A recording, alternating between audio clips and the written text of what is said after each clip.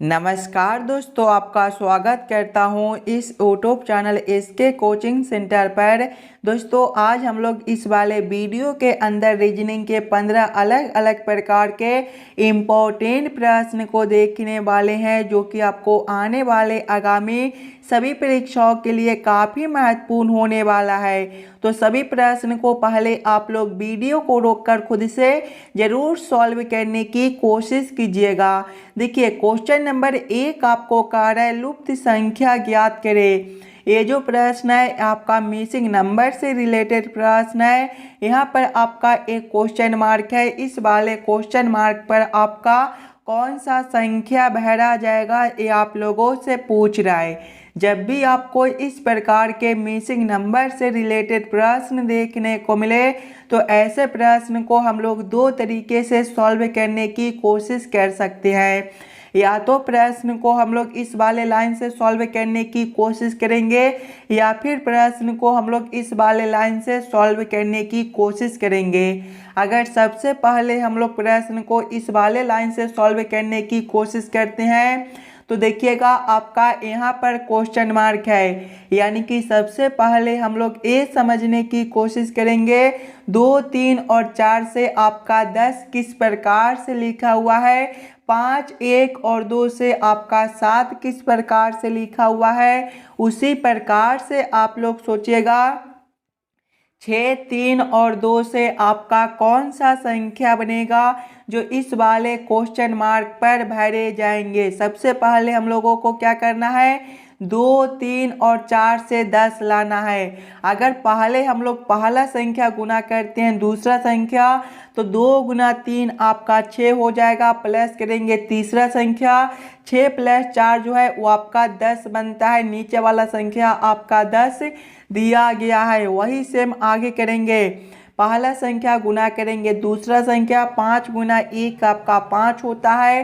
Plus करेंगे हम लोग तीसरा संख्या 5 + 2 आपका 7 होता है। नीचे वाला संख्या आपका 7 दिया गया है। यानी कि इस वाले प्रश्न को हम लोग इसी प्रकार से सॉल्व कर सकते हैं। तो वही सेम हम लोग आगे करेंगे। सबसे पहले पहला संख्या गुना करेंगे दूसरा संख्या 6 गुना 3 आपका 18 होता है, प्लस करेंगे तीसरा संख्या 18 + 2 आपका 20 बनेगा। 20 आपका ऑप्शन नंबर सी में दिया गया है, जो कि आपका सही उत्तर हो जाएगा। चलिए अगले प्रश्न की ओर हम लोग चलेंगे, क्वेश्चन नंबर 2 की ओर। ये रहा क्वेश्चन नंबर 2। क्वेश्चन नंबर 2 आपको कह रहा है संबंधित संख्या को चुनिए।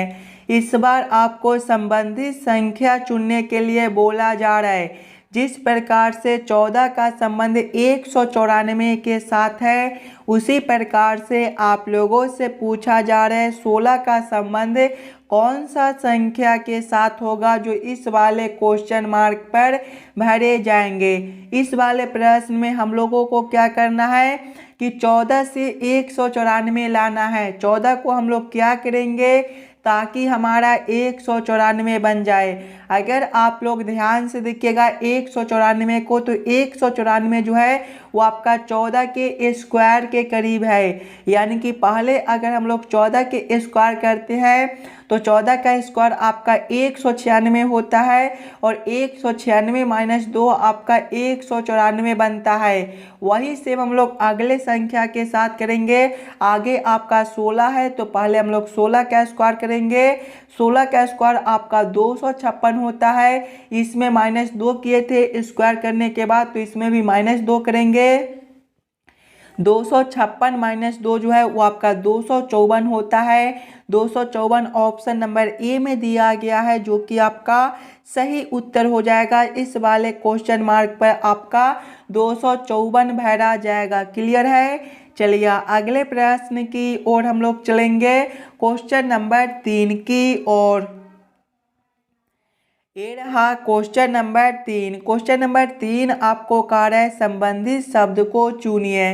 इस बार आपको संबंधित शब्द चुनने के लिए बोला जा रहा है। ये भी प्रश्न एनालॉजी का प्रश्न है और इस प्रकार के भी प्रश्न आपको एग्जाम में पूछे जाते हैं। तो पहले आप लोग ये समझने की कोशिश कीजिएगा पुस्तक से आपका पृष्ठ किस प्रकार से संबंधित है, उसी प्रकार से आप लोग सोचिएगा सीढ़ी से आपका कौन सा शब्द बनेगा जो इस वाले क्वेश्चन मार्क पे भरे जाएंगे। अगर आप लोग ध्यान से देखिएगा दोस्तों, तो जिस प्रकार से पुस्तक से आपका पृष्ठ संबंधित रहता है, उसी प्रकार से सीढ़ी से जो है वो आपका कदम संबंधित हो जाएगा। कदम आपका कौन सा ऑप्शन में दिया गया है, कदम आपका ऑप्शन नंबर ए में दिया गया है, जो कि आपका सही उत्तर बनेगा। चलिए अगले प्रश्न की ओर हम लोग चलेंगे, क्वेश्चन नंबर 4 की ओर।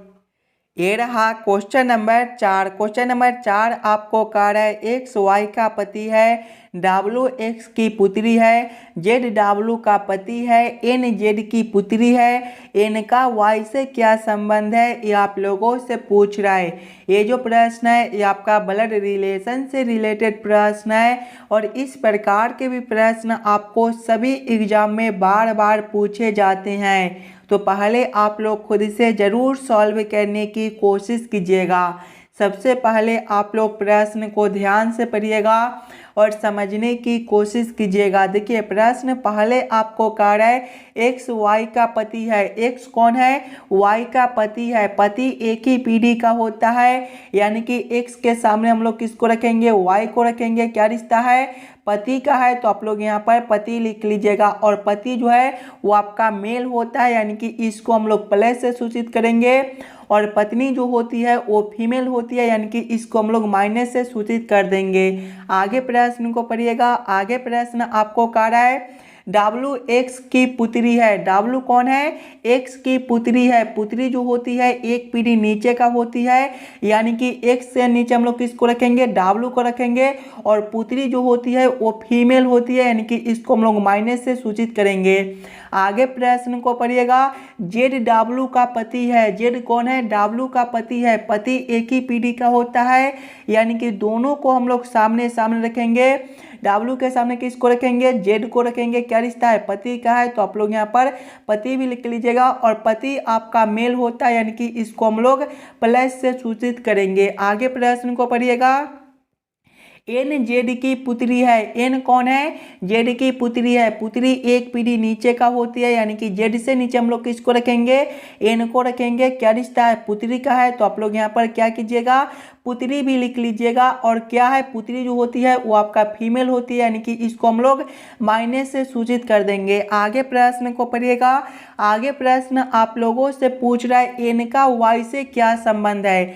देखिए एन और वाई आपका यहाँ पर दिया गया है।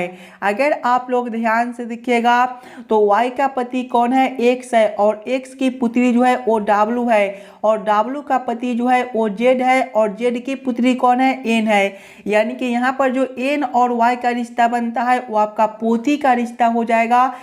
ये रहा क्वेश्चन नंबर 5। क्वेश्चन नंबर 5 आपको कह रहा है प्रिया का जन्मदिन 11 अप्रैल मंगलवार को है। उसी वर्ष रानी का जन्मदिन सप्ताह के किस दिन आएगा यदि रानी का जन्म 31 अगस्त को हुआ है। ये जो प्रश्न है ये आपका कैलेंडर से रिलेटेड प्रश्न है। और जब भी आपको इस प्रकार के प्रश्न देखने को मिले तो सबसे पहले आप लोग प्रश्न को ध्यान से पढ़िएगा और समझने की कोशिश कीजिएगा। देखिए प्रश्न पहले आपको कह रहा है प्रिया का जन्मदिन 11 अप्रैल मंगलवार को है, यानी कि 11 अप्रैल को कौन सा दिन है, तो आपका मंगलवार दिन दिया गया है। आगे प्रश्न को पढ़िएगा। उसी वर्ष रानी का जन्मदिन सप्ताह के किस दिन आएगा यदि रानी का जन्म 31 अगस्त को हुआ है। देखिए 11 अप्रैल को कौन सा दिन है, मंगलवार दिन है। और उसी वर्ष में आप लोगों से पूछा जा रहा है 31 अगस्त को कौन सा दिन आएगा। सबसे पहले आप लोग ये कीजिएगा कि 11 अप्रैल से लेकर 31 अगस्त के बीच के दिन को निकाल लीजिएगा। बीच के दिन को हम लोग किस प्रकार से निकाल सकते हैं, देखिएगा पहले आपका अप्रैल महीना दिया गया है और अप्रैल में 11 दिन है। अप्रैल महीना जो होता है वो आपका 30 दिनों का होता है और अप्रैल में आपका 11 दिन दिया गया है। तो 30 माइनस 11 करेंगे तो आपका 19 बनेगा, यानी कि अप्रैल में आपका 19 दिन बनता है। अप्रैल के बाद आपका कौन सा महीना आता है, अप्रैल के बाद जो है वो आपका मई आता है और मई जो होता है वो आपका 31 दिनों का महीना लगता है। मई के बाद आपका कौन सा महीना आता है? मई के बाद जो है वो आपका जून आता है और जून जो होता है वो आपका 30 दिनों का महीना लगता है। जून के बाद आपका कौन सा महीना आता है? जून के बाद जो है दोस्तों आपका जुलाई महीना आता है और जुलाई आपका 31 दिनों का महीना लगता है। जुलाई के बाद आपका कौन सा महीना आता है? जुलाई के बाद जो है वो आपका अगस्त महीना आता है और अगस्त में देखिएगा आपका 31 अगस्त यानी कि 31 दिन दिया गया है। इसे भी हम लोग प्लस 31 करेंगे। अब सभी को आपस में जोड़ेंगे। 19 प्लस 31 50 होता है। 50 प्लस 30 80। 80 प्लस 31 आपका 111 और 111 प्लस 31 आपका 142 होता है। यानी कि 11 अप्रैल को कौन सा दिन है? मंगलवार दिन है। 11 अप्रैल को आपका मंगलवार दिन है। तो आप लोगों से 142 दिन बाद पूछ रहा है कि कौन सा दिन रहेगा। अब हम लोग क्या करेंगे 142 को कि 142 में 7 से भाग करेंगे। दोस्तों 7 से भाग हम लोग इसलिए करते हैं कि सप्ताह जो होता है हमारा 7 दिनों का होता है। यानी कि 7 दिन के बाद जो है दिन हमारा फिर से आ जाता है। जब हम लोग 142 में 7 से भाग करेंगे तो देखिएगा 7 में जब 2 से गुना करेंगे तो आपका 14 यानी कि ये आपका 0 0 हो जाएगा। जब हम लोग 2 को उतारेंगे तो इसमें भाग नहीं लगेगा, तो यहाँ पर 0 का बैठाएंगे तो देखिएगा शेष जो है वो आपका 2 दिन बनता है। शेष आपका कितना दिन बनता है? शेष जो है वो आपका 2 दिन बनता है। अब हम लोग ये शेष को क्या करेंगे कि 11 अप्रैल को कौन सा दिन है? मंगलवार दिन है। तो मंगलवार प्लस करेंगे हम लोग 2। देखिएगा मंगलवार प्लस 2 जो है ये आपका कौन सा दिन बनेगा? जब मंगलवार प्लस 2 दिन करेंगे तो आपका गुरुवार बनेगा। गुरुवार आपका ऑप्शन नंबर डी में दिया गया है जो कि आपका सही उत्तर हो जाएगा। चलिए अगले प्रश्न की ओर हम लोग चलेंगे, क्वेश्चन नंबर 6 की ओर। ये रहा क्वेश्चन नंबर 6। क्वेश्चन नंबर 6 आपको कह रहा है एक कक्षा में 5 छात्रों पी क्यू आर एस तथा टी की ऊंचाई अलग अलग है। पी की ऊंचाई केवल एक छात्र से अधिक है, क्यू की ऊंचाई एस तथा पी से अधिक है लेकिन आर से अधिक नहीं है। एस की ऊंचाई पी से अधिक है, आर सबसे छोटा नहीं है। कक्षा में सबसे अधिक ऊंचाई किसकी है ये आप लोगों से पूछ रहा है। सबसे पहले आप लोग इस वाले प्रश्न को ध्यान से पढ़िएगा और समझने की कोशिश कीजिएगा। देखिए प्रश्न पहले आपको कह रहा है एक कक्षा में 5 छात्रों पी क्यू आर एस तथा टी की ऊंचाई अलग अलग है। पी की ऊंचाई केवल एक छात्र से अधिक है। पी जो है केवल एक छात्र से लंबा है। आगे प्रश्न को पढ़िएगा। क्यू की ऊंचाई एस तथा पी से अधिक है। क्यू की जो ऊंचाई है एस तथा पी से अधिक है, यानी कि क्यू आपका यहाँ पर हो जाएगा तो एस तथा पी जो है इससे नीचे हो जाएंगे। आगे प्रश्न को पढ़िएगा। लेकिन आर से अधिक नहीं है, यानी कि क्यू से ज़्यादा लंबा कौन है तो आपका आर हो जाएगा। आगे प्रश्न को पढ़िएगा। एस की ऊंचाई पी से अधिक है। देखिए एस की ऊंचाई तो आपका यहाँ पर पी से अधिक दिया गया है। आगे प्रश्न को पढ़िएगा। आर सबसे छोटा नहीं है। देखिए आर सबसे छोटा नहीं है, ये भी आपका दिया गया है। आर आपका सबसे लंबा है। आगे प्रश्न को पढ़िएगा। कक्षा में सबसे अधिक ऊंचाई किसकी है तो कक्षा में सबसे अधिक ऊंचाई आपका आर का ही बनता है। आर आपका ऑप्शन नंबर बी में दिया गया है जो कि आपका सही उत्तर हो जाएगा। अगर दोस्तों आप लोगों से ये पूछ देता कि कक्षा में सबसे छोटा कौन है तो कक्षा में सबसे छोटा आपका पी बन जाता, लेकिन सबसे लंबा पूछ रहा है तो सबसे लंबा आपका आर है जो आर ऑप्शन नंबर बी में दिया गया है। चलिए अगले प्रश्न की ओर हम लोग चलेंगे, क्वेश्चन नंबर 7 की ओर।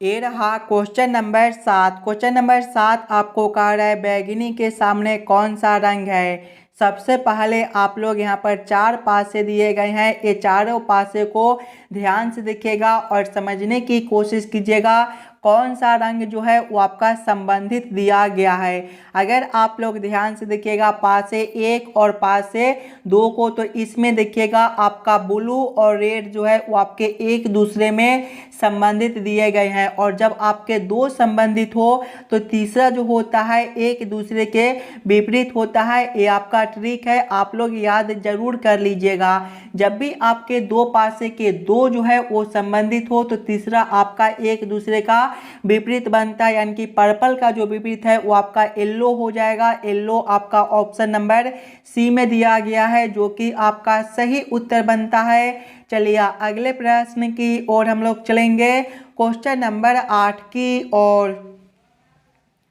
ये रहा क्वेश्चन नंबर 8। क्वेश्चन नंबर 8 आपको कह रहा है दी गई आकृति में कितने पेन नीले हैं। सबसे पहले आप लोग इस वाले आकृति को ध्यान से देखिएगा। तो देखिए काला के लिए आकृति आपका यहाँ से लेकर यहाँ तक दिया गया है। आगे अगर आप लोग देखिएगा तो पेन के लिए जो है वो आपका आकृति यहाँ से लेकर यहाँ तक बनता है, और आगे देखिएगा तो नीले के लिए जो आकृति है वो आपका यहाँ से लेकर यहाँ तक दिया गया है। अब आप लोग प्रश्न को ध्यान से पढ़िएगा और समझने की कोशिश कीजिएगा। प्रश्न आप लोगों से क्या पूछ रहा है। देखिए प्रश्न आप लोगों से पूछ रहा है दी गई आकृति में कितने पेन नीले हैं, यानी कि पेन भी होना चाहिए और नीला भी होना चाहिए। यानी कि हम लोग केवल पेन और नीला में संबंधित संख्या को देखेंगे। कौन सा संख्या आपका ऐसा है जो केवल पेन और नीला में दिया गया है। तो देखिएगा 4 आपका ऐसा संख्या है जो पेन में भी दिया गया है और नीला में भी दिया गया है। उसी प्रकार से 19 भी आपका एक ऐसा संख्या है जो पेन में भी है और नीला में भी है। यानी कि जब हम लोग 4 + 19 करेंगे तो आपका 23 बनेगा। 23 पेन आपका ऐसा है जो नीला भी है। ऑप्शन नंबर ए में आपका 23 दिया गया है, जो कि आपका सही उत्तर हो जाएगा। चलिए अगले प्रश्न की ओर हम लोग चलेंगे, क्वेश्चन नंबर 9 की ओर। ये रहा क्वेश्चन नंबर 9। क्वेश्चन नंबर 9 आपको कह रहा है नीचे दिए गए श्रृंखला को पूरा करें। ये जो प्रश्न है ये आपका श्रृंखला सीरीज से रिलेटेड प्रश्न है, और यहाँ पर आपका एक क्वेश्चन मार्क है। यहाँ पर कौन सा संख्या भरा जाएगा ये आप लोगों से पूछ रहा है। ये जो प्रश्न है एकदम आसान सा प्रश्न है। अगर आप लोग ध्यान से देखिएगा श्रृंखला सीरीज को, तो देखिए 9 से आपका 13 है, +4 का अंतर है। 13 से 18 है, +5 का अंतर है। 18 से 24 है, +6 का अंतर है। 24 से देखिएगा तो 31 है, +7 का अंतर है, और आगे आपका क्वेश्चन मार्क है। +4 +5 +6 +7, यानी कि अगला आपका +8 हो जाएगा। 31 + 8 आपका 39 बनता है। 39 ऑप्शन नंबर ए में दिया गया है, जो कि आपका सही उत्तर हो जाएगा। चलिए अगले प्रश्न की ओर हम लोग चलेंगे, क्वेश्चन नंबर 10 की ओर। ये रहा क्वेश्चन नंबर 10। क्वेश्चन नंबर 10 आपको कह रहा है नीचे दिए गए प्रश्न में अक्षर श्रृंखला को पूरा करें। यहाँ पर आपका एक अक्षर श्रृंखला दिया हुआ है और बीच बीच में खाली स्थान है। इस वाले खाली स्थान पर आपका कौन सा अक्षर भरा जाएगा ये आप लोगों से पूछ रहा है। सबसे पहले आप लोग अक्षर श्रृंखला को ध्यान से देखिएगा। देखिए सबसे पहले आपका खाली स्थान है, उसके बाद आपका डबल ए दिया गया है, फिर से आगे आपका खाली स्थान है, फिर आपका बी है। अगर हम लोग सबसे पहले वाला खाली स्थान पे बी को भरते हैं तो देखिएगा BAA, और आप लोग अगर यहाँ पर फिर से बी को भरिएगा तो देखिए BAAB आपका यहाँ तक एक खंड बनता है। आगे देखिएगा तो फिर बी है, ए है। अगर हम लोग इस वाले खाली स्थान पे ए को भरेंगे तो BAAB आपका यहाँ तक एक खंड और हो जाएगा। आगे देखिएगा बी है, खाली स्थान है। अगर इस वाले खाली स्थान पे ए को भरेंगे तो BAAB आपका यहाँ तक एक खंड और बनता है। फिर आपका खाली स्थान है, इस वाले खाली स्थान पर आपका बी भरा जाएगा। देखिए BAAB आपका एक खंड यहाँ तक फिर से बनता है। इस प्रकार से आप लोग इस वाले खाली स्थान को भर सकते हैं। हम लोग कौन कौन से अक्षर को भरे हैं, पहले बी को भरे हैं, फिर से बी को भरे हैं, फिर से ए को भरे हैं, फिर से ए को भरे हैं, फिर से बी को भरे हैं। कौन सा ऑप्शन में BBAAB दिया गया है, ध्यान से देखिएगा। BBAAB आपका ऑप्शन नंबर सी में दिया गया है, जो कि आपका सही उत्तर बनता है। चलिए अगले प्रश्न की ओर हम लोग चलेंगे, क्वेश्चन नंबर 11 की ओर। ये रहा क्वेश्चन नंबर 11। क्वेश्चन नंबर 11 आपको कार्य है, नीचे दिए गए प्रश्न में संबंधित अक्षरों को चुनिए। इस बार आपको संबंधित अक्षर चुनने के लिए बोला जा रहा है। जिस प्रकार से बीपी का संबंध ईएस के साथ है, उसी प्रकार से आप लोगों से पूछा जा रहा है एनटी का संबंध कौन सा अक्षर के साथ होगा, जो इस वाले क्वेश्चन मार्क पर भरे जाएंगे। अगर आप लोग ध्यान से देखिएगा सिंगल अक्षर को, तो देखिए बी से आपका ई है, यहाँ पर जो है वो आपका +3 है, और पी से आपका एस है, यहाँ पर भी +3 है। उसी प्रकार से आगे भी हम लोग +3 करेंगे, तो देखिएगा n+3 जो है वो आपका क्यू होता है, और t+3 जो है वो आपका डब्लू होता है। कौन सा ऑप्शन में आपका QW दिया गया है? QW ऑप्शन नंबर बी में दिया गया है, जो कि आपका सही उत्तर बनता है। चलिए अगले प्रश्न की ओर हम लोग चलेंगे, क्वेश्चन नंबर 12 की ओर। ये रहा क्वेश्चन नंबर 12। क्वेश्चन नंबर 12 जो है ये आपका वेन अरे वेन डायग्राम से रिलेटेड प्रश्न है। पुरुष, महिला और मनुष्य का किस प्रकार से वेन अरे वेन डायग्राम बनेगा, ये आप लोगों से पूछ रहे हैं। सबसे पहले आप लोग ये सभी शब्दों को ध्यान से देखिएगा और समझने की कोशिश कीजिएगा। ये सभी शब्दों में कौन शब्द किसके साथ संबंधित है, किसके अंदर हम लोग किसको रख सकते हैं। अगर आप लोग ध्यान से देखिएगा तो पुरुष है, महिला है और मनुष्य है। मनुष्य के अंदर ही आपका महिला और पुरुष दोनों होता है, यानी कि सबसे पहले हम लोग मनुष्य के लिए एक गोला बना लेंगे, और मनुष्य के अंदर आपका पुरुष और महिला दोनों हो जाएगा, लेकिन दोनों आपका अलग अलग होता है, यानी कि दोनों को अलग अलग करेंगे। इस प्रकार का वेन अरे Venn diagram option number B में दिया गया है, जो कि आपका सही उत्तर बनता है। चलिए अगले प्रश्न की ओर हम लोग चलेंगे, क्वेश्चन नंबर 13 की ओर। ये रहा क्वेश्चन नंबर 13। क्वेश्चन नंबर 13 जो है ये आपका कथन और निष्कर्ष से रिलेटेड प्रश्न है, और जब भी आपको इस प्रकार के प्रश्न देखने को मिले तो सबसे पहले आप लोग सभी कथन को ध्यान से पढ़िएगा, और उस सभी कथन को आप लोग वेन अरे वेन डायग्राम पर सेट कर लीजिएगा। देखिए कथन एक आपको कार्य है, सभी बकरियां बाघ है। इसका वेन अरे वेन डायग्राम किस प्रकार से बनेगा? सभी बकरियां बाघ है, यानी कि बाघ के अंदर जो है वो आपके बकरियां हो जाएंगे, यानी कि ये जो आरेख है आपका बाघ के लिए हो जाएगा। तो आप लोग यहाँ पर बाघ भी लिख लीजिएगा, और बाघ के अंदर जो है वो आपका बकरी आ जाएगा, यानी कि ये जो आरेख है आपका बकरिया के लिए हो जाएगा। तो आप लोग यहाँ पर बकरिया भी लिख लीजिएगा, ताकि प्रश्न को सॉल्व करने और समझने में आपको कोई दिक्कत ना हो। आगे कथन को पढ़िएगा। कथन 2 आपको कार्य है, सभी बाघ सिंह है। सभी बाघ क्या है? सिंह है, यानी कि सी के अंदर जो है वो आपके बाघ हो जाएंगे, यानी कि ये जो आरेख है आपका सिंह के लिए हो जाएगा। तो आप लोग यहाँ पर सिंह लिख लीजिएगा। अब आप लोग इस वाले वेन आरेख वेन डायग्राम के आधार पर निष्कर्ष को सही या फिर गलत कीजिएगा। देखिए निष्कर्ष 1 आपको कार्य है, सभी बाघ बकरिया है। ध्यान से देखिएगा, तो बाघ के लिए आरेख आपका यहाँ पर है, और बकरिया के लिए आरेख आपका यहाँ पर है। बाघ के अंदर आपका बकरिया दिया गया है, यानी कि सभी बाघ जो है वो आपका बकरिया नहीं हो सकता है। सभी बकरिया आपका बाघ हो सकता है, लेकिन सभी बाघ आपका बकरिया नहीं बनता है। ये निष्कर्ष आपका गलत हो जाएगा। निष्कर्ष 2 को देखिएगा, सभी सिंह बाघ है। ध्यान से देखिएगा, तो सिंह के लिए आरेख आपका यहाँ पर है, और बाघ के लिए आरेख आपका यहाँ पर है। सिंह के अंदर आपका बाघ दिया गया है, यानी कि सभी सिंह जो है वो आपका बाघ नहीं हो सकता है। सभी बाघ आपके सिंह हो सकते हैं, लेकिन सभी सिंह आपके बाघ नहीं हो सकते हैं। ये भी निष्कर्ष आपका गलत बनता है।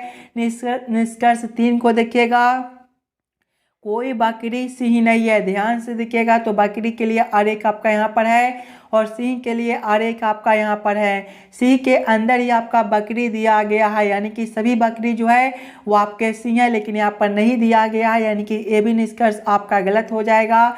निष्कर्ष 4 को देखिएगा, कोई सिंह बकरी नहीं है। ध्यान से देखिएगा, तो सिंह के लिए आरेख आपका यहाँ पर है, और बकरी के लिए और एक आपका यहाँ पर है सी के अंदर ही आपका बकरी दिया गया है, यानी कि जो है वो कुछ बकरी आपके कुछ सी जो है वो आपके बकरी नहीं है। ये निष्कर्ष भी आपका गलत हो जाएगा, यानी कि चारों निष्कर्ष जो है वो आपके गलत बनते हैं। कोई सी बकरी नहीं है, ये भी निष्कर्ष आपका जो है वो गलत हो जाएगा। चारों निष्कर्ष को ऑप्शन नंबर डी में गलत किया गया है, कोई भी निष्कर्ष लागू नहीं, यानी कि क्वेश्चन नंबर 13 का आपका ऑप्शन नंबर डी जो है सही उत्तर हो जाएगा। चलिए अगले प्रश्न की ओर हम लोग चलेंगे, क्वेश्चन नंबर 14 की ओर। ये रहा क्वेश्चन नंबर 14। क्वेश्चन नंबर 14 आपको कह रहा है नीचे दिए गए निम्नलिखित शब्दों का सही क्रम बताएं।